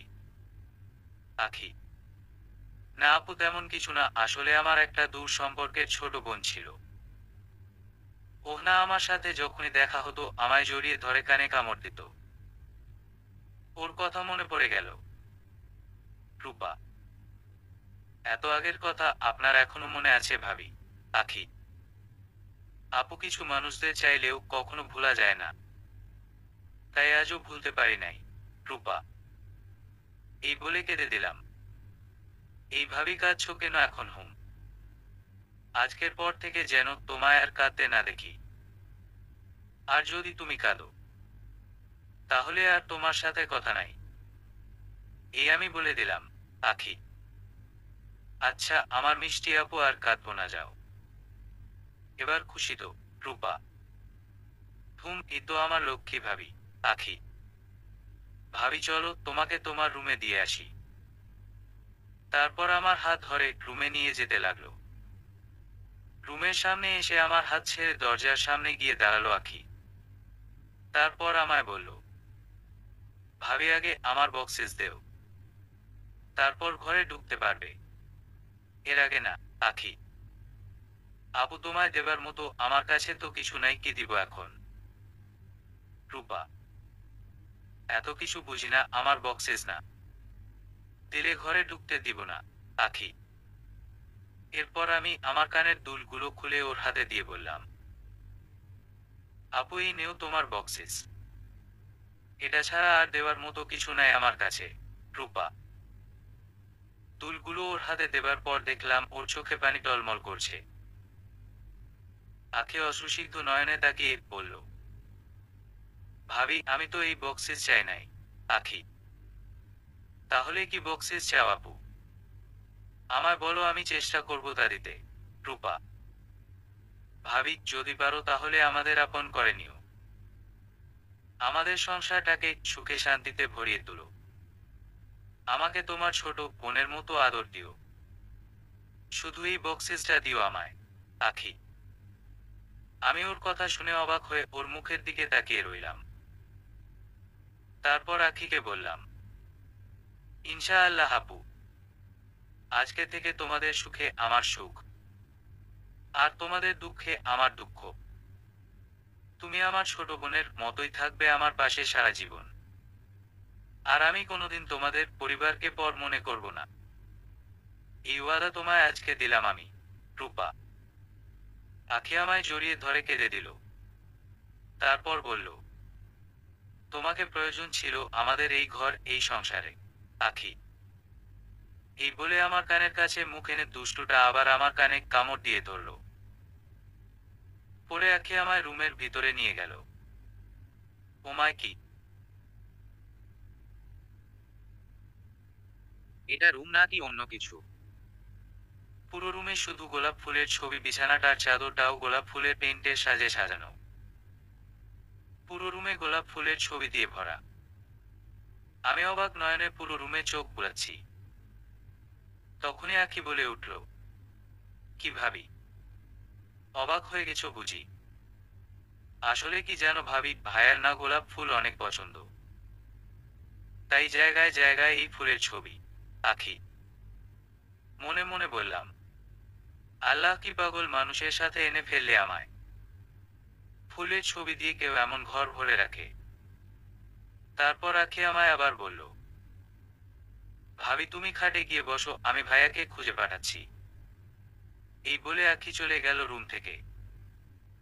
আমি দেখলাম বাসর ঘরের কোনো চেহারা নাই এই রুমে। অন্য রুম যেমন সাধারণ থাকে, এই রুমটাও তেমনই সাধারণ।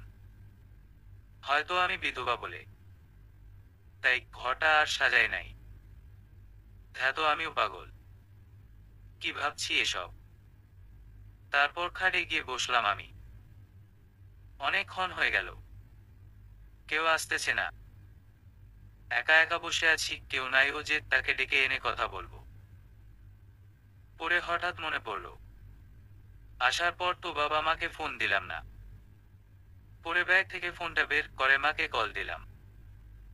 মা ফোনটা ধরল। কিরে মা, তুই কেমন আছিস? এতক্ষণ ফোন দিস নাই কেন? কত চিন্তায় যে ছিলাম তুই সেটা জানিস।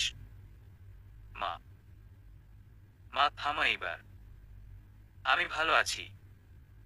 সবার সাথে পরিচয় হতে হতে একটু ব্যস্ত ছিলাম, তাই কল দিতে পারি নাই। রূপা, এখনই আমাদের ভুলে গেলি মা? বাকি দিন তো পড়ে আছে। এখন বল মা, ওখানে সবাই কেমন? তোর সাথে ভালো ব্যবহার করছে তো? মা, মা তুমি এটা কি বললে? আমি তোমাদের ভুলে যাব? এটা তুমি আমায় বলতে পারলে মা? খুব কষ্ট পেলাম আজ। রূপা, আরে লক্ষ্মী মেয়ে আমার, আমি তো একটু মজা করে বললাম। দেখি তুই কি বলিস। আর আমরা তো জানি মা তুই যে কেমন। আজ তুই না হলে আমরা সমাজে মুখ দেখাতে পারতাম না। তুই থাকাতে আজ আমাদের মান সম্মান বাঁচল। মা, এই বলে কেঁদে দিল মা। মা কান্না করছো কেন? আর এসব বলে কেন আমায় ছোট করছো মা?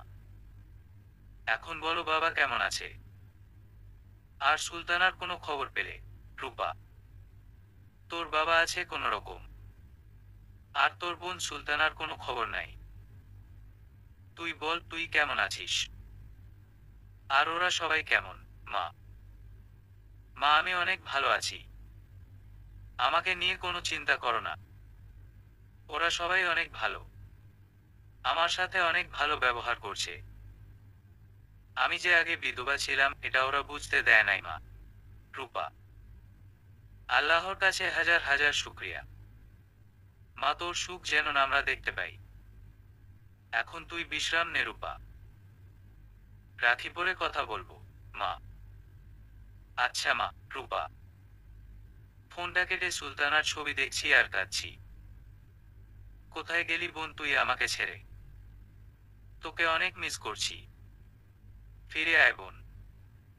এসব বলে কাঁদছি। ফোনের রিং হচ্ছে, ফোনের দিকে তাকালাম। স্ক্রিনের ভেসে ওঠা নাম দেখে চমকে উঠলাম। সুলতানার নাম। তাড়াতাড়ি ফোনটা রিসিভ করেই বললাম, হ্যালো সুলতানা, কি রে বোন, কোথায় তুই? কেন এ কাজটা করলি? রূপা, আপু তুই আমাকে মাফ করে দিস। আমি এই ছেলেকে বিয়ে করতে পারবো না, তাই আমি এ কাজটা করেছি। আপু তুই আমায় মাফ করে দিস। আমি যেখানে আছি অনেক ভালো আছি। খুব তাড়াতাড়ি ফিরে আসবো। তুই ভালো থাকিস, নিজের খেয়াল রাখিস। সুলতানা, সুলতানা শোন শোন। আমি বলতে বলতে ও ফোনটা কেটে দিল। এরপর এত কল দিলাম ফোনটা বন্ধ আসছিল বারবার। মন খারাপ করে রুমে বসে আছি আমি।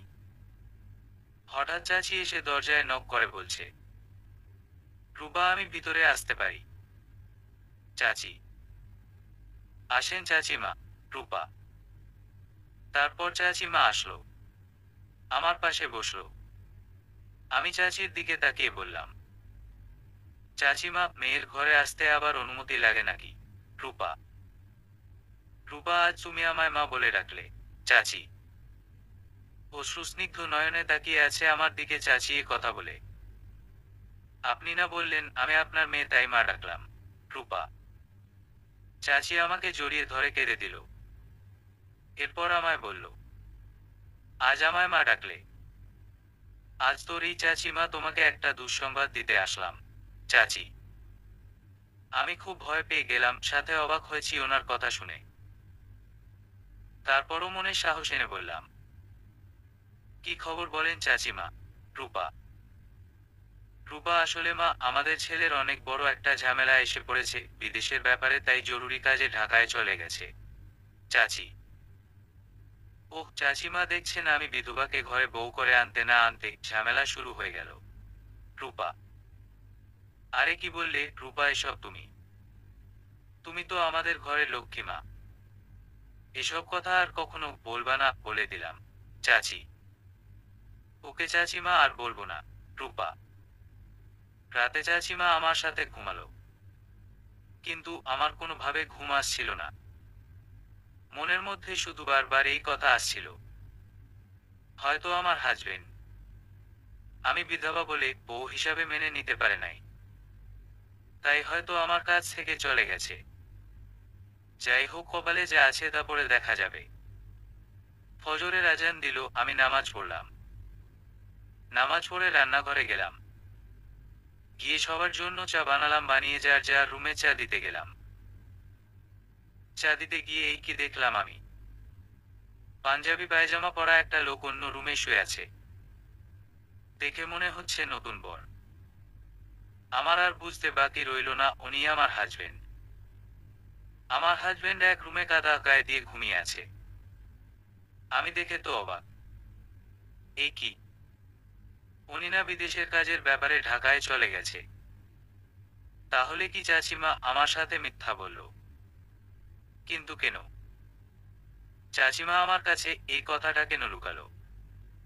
আমি আর কি করব না করব বুঝতে পারলাম না।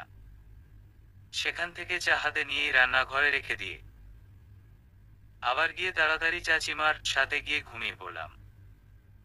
শুয়ে শুয়ে ভাবছি, আল্লাহ, কি হচ্ছে আমার সাথে এগুলা? আমার কপালে আর কত কি লিখে রাখছো? আমার তো মাথা কাজ করা বন্ধ হয়ে গেল। একটু পর দেখি চাচিমা উঠেছে।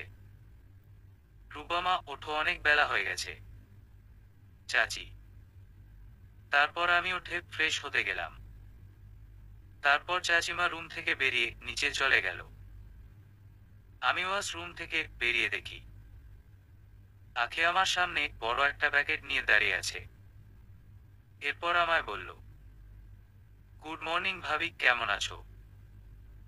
আখি, আমি ভালো আছি আপু, তুমি কেমন আছো? রূপা, আমি সব সময় ভালো থাকি। ভাবি, ধরো ধরো। আখি, আরে কি এ প্যাকেটে? রূপা, ভাবি, আজকে সবাই তোমাকে দেখতে আসবে। এই প্যাকেটের ভিতরে যা যা আছে তা দাঁত দিয়ে তুমি রেডি হয়ে নেও তাড়াতাড়ি। মেহমান আসার সময় হয়ে আসছে।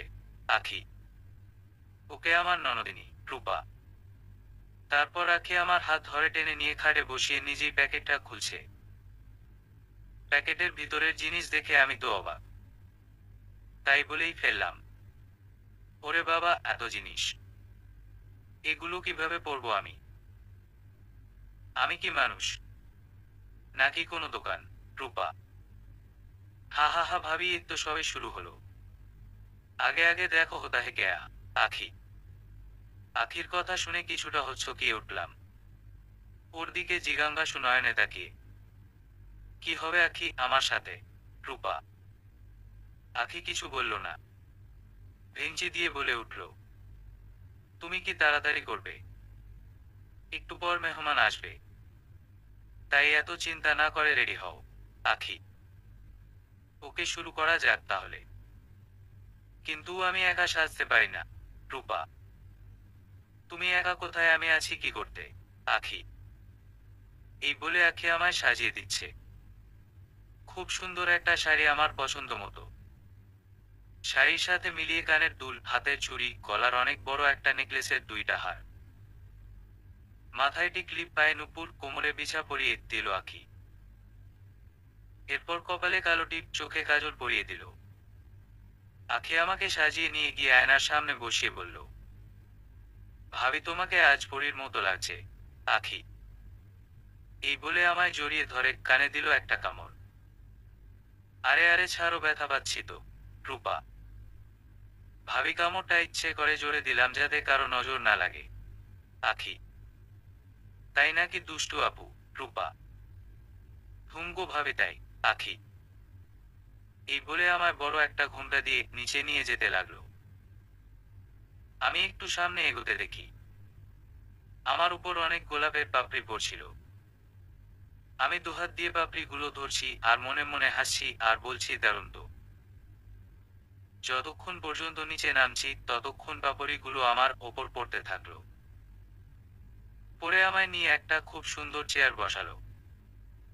এরপর একজন একজন করে আসছে আর আমার ঘুমটা সরিয়ে আমার মুখ দেখে যাচ্ছে। হঠাৎ একজন এসে আমার ঘুমটা সরিয়ে বলল, বা, বউ তো পরীর মতো দেখতে। রবির কপাল ভালো এমন বউ যে পেয়েছে। আমি কথাটা শুনে দাঁড়িয়ে পড়লাম। ওনাকে বললাম, রবির বউ মানে? উনি বলল, নিজের হাজবেন্ডের নাম মুখে আনতে নেই, এতে হাজবেন্ডের অমঙ্গল হয়। আচ্ছা আন্টি, আর কোনোদিন বলবো না। সারাদিন এখানেই বসে রয়েছি, একই চেয়ারে সারাদিন লোকজন আমায় দেখেছে। শরীরটা ক্লান্ত লাগছে, সাথে বিরক্তও লাগছে। তার উপর ওই আন্টি এখন কি বলল রবির বউ। রবির নামটা শুনেই মনের ভিতর ঝড় বয়ে গেল। বুকের বাম পাশে চিনচিন ব্যথা করছে। আর ভালো লাগছিল না বসে থাকতে। তাই তাড়াতাড়ি উপরে রুমে যেতে লাগলাম। সিঁড়ি বেয়ে উঠতে গেলাম যখন, তখন পুরো বাড়ির লাইটগুলো বন্ধ হয়ে গেল। আমি ভয় পেয়ে গেলাম। হঠাৎ কে জানি আমার হাতটা ধরল। আমি চিৎকার করে উঠলাম ভয়। তারপর কে জানি আমায় কোলে তুলে নিয়ে কোথায় নিয়ে যাচ্ছে। আরে কে আপনি? কেন বা আমার সাথে এমন করছেন? প্লিজ আমায় নিচে নামান। রূপা। কিন্তু মানুষরা কোনো কথা বলছিল না, শুধু আমায় নিয়ে হাঁটছে। এরপর আমায় কোল থেকে নামালো, পরে রুমে লাইট জ্বলে উঠল। আমি দেখলাম রুমে কেউ নাই, আমি একা। তাহলে এখানে আমাকে আনলো কে? তাই এদিক ওদিক তাকালাম, কেউ নাই আশেপাশে। পরে দেখলাম রুমটা অনেক সুন্দর করে সাজানো। আমি মনে মনে বললাম, নিশ্চয়ই এটা ভূতের বাড়ি। আমি এখান থেকে পালাই। পিছন ফিরে দরজার সামনে যেতে লাগলাম। তখনই কেউ আমার হাতটা ধরে বলল, কোথায় যান মহারানী? আমি পিছনে ফিরে তাকিয়ে যা দেখলাম, তা দেখার জন্য আমি কোনোদিন প্রস্তুত ছিলাম না। রবি, তুই এতদিন পর কোথায় থেকে আসলি? আর এখানে কি করছিস? এটা আমার নতুন শ্বশুর বাড়ি, প্লিজ চলে যা। কেউ দেখলে অনেক ঝামেলা হবে আমার। রূপা। কি ঝামেলা হবে হুম? আমি আমার বন্ধুর সাথে দেখা করতে পারি, তাতে কারো কোনো প্রবলেম হতে পারে না। রবি। আরে রবি, তুই বুঝিস না কেন? সবাই অন্য কিছু মনে করবে। রূপা। কি মনে করবে হুম? আমিও দেখতে চাই ওরা কি করে আমাকে। রবি। এই বলে রবি জোরে জোরে বলতে লাগলো, রূপার হাজবেন্ড, শ্বশুর শাশুড়ি সব কই আপনারা? সবাই এখানে আসেন। আমি গিয়ে রবির মুখ চেপে ধরলাম আর বললাম, কি করছিস, প্লিজ চুপ কর। রূপা। চাচি হঠাৎ করে এসে বলল, রূপা তুমি এসব কি করছো? তোমায় এত ভালো মেয়ে ভাবছিলাম, আর তুমি কি না কাজটা করলে? আমি কি জবাব দিব এখন? চাচি। চাচিমা বিশ্বাস করেন আমি কিছুই করি নাই। রবি আমার ছোটবেলার বন্ধু, আমরা একসাথে বড় হয়েছি, অনেক দিন পর আমার সাথে দেখা। রূপা। এই আমি কাঁদতে লাগলাম। হয়েছে হয়েছে, আর ভালো সাজতে হবে না। আমি নিজের চোখে যা দেখলাম তা দেখবার পর আর কিছু বলার নাই আমার। চাচি, চাচিমা বিশ্বাস করেন রবি শুধু আমার বন্ধু। রূপা। এই বলে আমি অনেক কান্না করতেছি। কিরে রূপা, মিথ্যা বলছিস কেন? আমরা কি শুধু বন্ধু ছিলাম, আর কিছু ছিলাম না? এটা তুই বলতে পারলি? রবি। রবি, আমরা বন্ধু না হলে তবে কি? তুই আমার কে? রূপা। আমি তোর ভালোবাসা। আমি তোকে অনেক ভালোবাসি, আই লাভ ইউ জান। রবি। আমি রবির কথা শুনে তো অবাক হয়ে রবির দিকে তাকিয়ে আছি।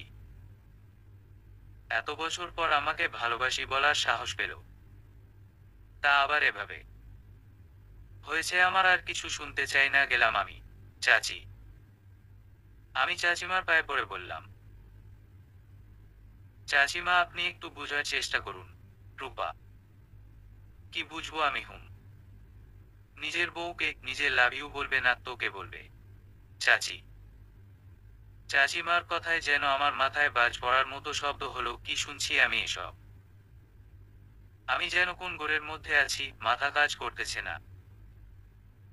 তারপর চাচিমাকে বললাম, কি বলছেন চাচিমা এসব?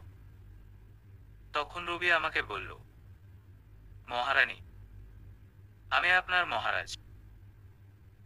ওই তুই কি বলছিস এগুলা? রূপা, একটু পর দেখি বাবা মা বোন আসছে। আমি বোনকে দেখে দূরে ওর কাছে গিয়ে বললাম, সুলতানা কেমন আছিস? বোন, আর কোথায় গেছিলি? রূপা, কোথায় আর, তোর শ্বশুর বাড়িতে ছিলাম। সুলতানা, মানে কি এসবের? রূপা, তারপর রবি আমাকে বলল, মানেটা আমি বুঝাচ্ছি। আমরা সবাই প্ল্যান করে এই কাজটা করেছি। তোর শ্বশুর শাশুড়ি বাবা মাকে আমি সব খুলে বলি। আমাদের ব্যাপারে ওনারা আমার কথা শুনে রাজি হয়ে যায়। এরপর থেকেই শুরু হয় আমাদের প্ল্যান, সুলতানাকে দেখতে আসা, সুলতানা আর বিয়ে না হওয়া, এসব আমাদের কাজ ছিল। তারপর চাচিকে পাঠানো তোকে আগে আশীর্বাদ করা, তোর গায়ে হলুদ দেওয়া, মা তোর হাতে মেহেদি পরানো, সুলতানার বিয়ের দিন পালিয়ে যাওয়া, এবং কি বাবার জ্ঞান হারানো। এগুলো সব আমাদের আগে থেকে সাজানো ছিল।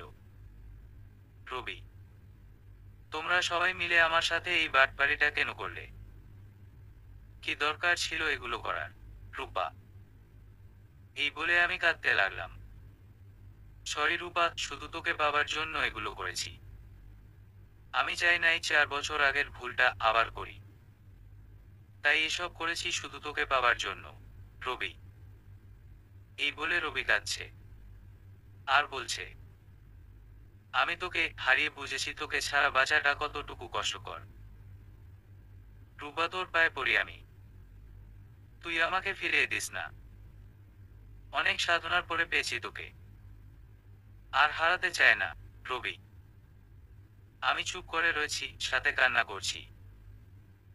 তখনই রবি বলে উঠল, রূপা চুপ করে থাকিস না, বল কিছু। রবি, মা, বাবা, সুলতানা, চাচি, আখি, শাশুড়ি সবাই বলছে রবিকে মাফ করে দিতে। চুপ করবে সবাই। তোমরা কেউ জানো কি আমি যে কতটা ভালোবাসি রবিকে? কিন্তু ছাগলটা কোনোদিন নিজে থেকে আমায় বলে নাই, তাই আমার আর সাহস হয় নাই ওকে বলবার। রূপা, সরি গো জান, আজ আর আমি কাউকে ভয় পাই না। সবার সামনে তোকে আজ বলতে চাই, I love you Rupa, I love you so much জান। রবি, সবাই আমাকে বলছে। রূপা, কি হলো, উত্তর দেও। পাশ থেকে সুলতানা বলল, আরে দিস না কেন উত্তর? বেচারা আর কতক্ষণ এইভাবে হাঁটুতে বসে থাকবে? তাড়াতাড়ি দে। আই লাভ ইউ টু রবি। রূপা, কথা দে কোনোদিন আমায় ছেড়ে যাবি না, সারা জীবন আমার পাশে থাকবি। রবি, যাব না আর কোথাও তোকে ছেড়ে। রূপা, রবি আমাকে জড়িয়ে ধরল। আমি বলছি, আরে কি করছো, ছাড়ো, সবাই দেখছে তো। দেখলে দেখুক, আমার বউকে আমি জড়িয়ে ধরেছি, তাতে কার কি? তারপর সবাই চলে গেল। রবি আমাকে জড়িয়ে ধরে রাখলো। আমিও আমার ভালোবাসার রবিকে পেয়ে তার বুকে মাথা লুকিয়ে নিলাম, সারা জীবনের জন্য। এইভাবে আমাদের অসম্পূর্ণ ভালোবাসাটা সম্পূর্ণ হলো। সত্যিকারের ভালোবাসাগুলো এমনই হয়। আর খোদা চাইলে তাদের মিলন হয়, যে কোনো কিছুর বিনিময়ে খোদা তাদের মিল করে দেয়। প্রমাণ আমি নিজেই আর হাজবেন্ড রবি।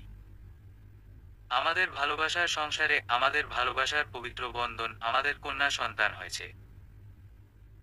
ওর বয়স 4 বছর। ওর জন্য সবার কাছে দোয়া প্রার্থী। আর আমাদের জন্য দোয়া করবেন, আমরা যেন আমাদের সংসারের বাকিটা সময় এই ভালোবাসার আবদ্ধময় সম্পর্কে কাটিয়ে দিতে পারি। সত্যিকারের ভালোবাসাগুলো বেঁচে থাকুক সবার মনে যুগ যুগান্তর। সমাপ্ত। বিশেষ দ্রষ্টব্য: গল্পটির 80% কাহিনী সত্য। 20% সাজানো হয়েছে।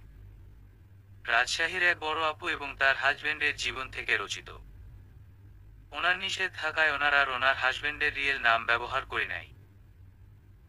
আর হ্যাঁ, সত্য কাহিনীর কারণে গল্পটা যথাযথ নাও ফুটতে পারে, তারপরও চেষ্টা করেছি ফুটিয়ে তোলার জন্য।